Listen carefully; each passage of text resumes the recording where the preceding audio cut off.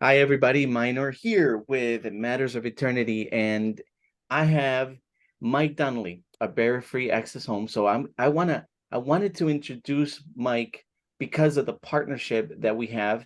Now, I met Mike in probably 2010, 2011, from the best of my recollection. Mike is a builder and a contractor, a general contractor.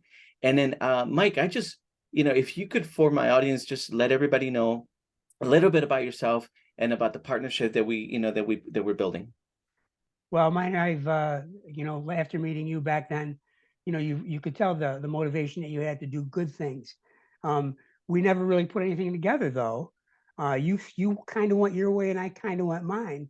But what's occurred over the last couple of years is that all of a sudden we're finding out that we have mutual uh, things that we can talk about here. So on my side, okay, what I found out about 6 or 7 years ago was that I'm getting old, and that's shocking. I know to everybody that We all are. that's occurring, right?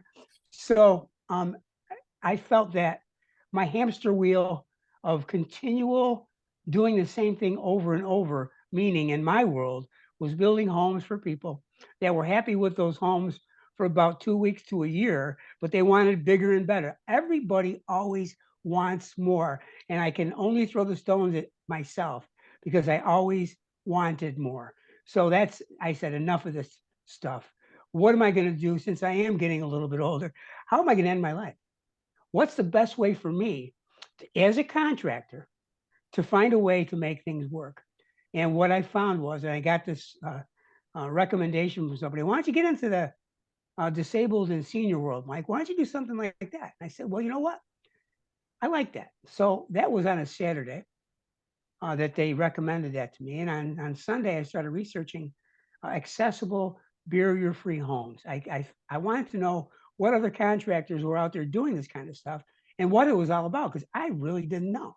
I mean, Mhm. I knew what a disability was basically, and I knew what a senior was because I was becoming one. So I knew all of this. I knew some, but I didn't know hardly anything really. So I Googled it. I found out there was only one other contractor in my area that was doing something like this.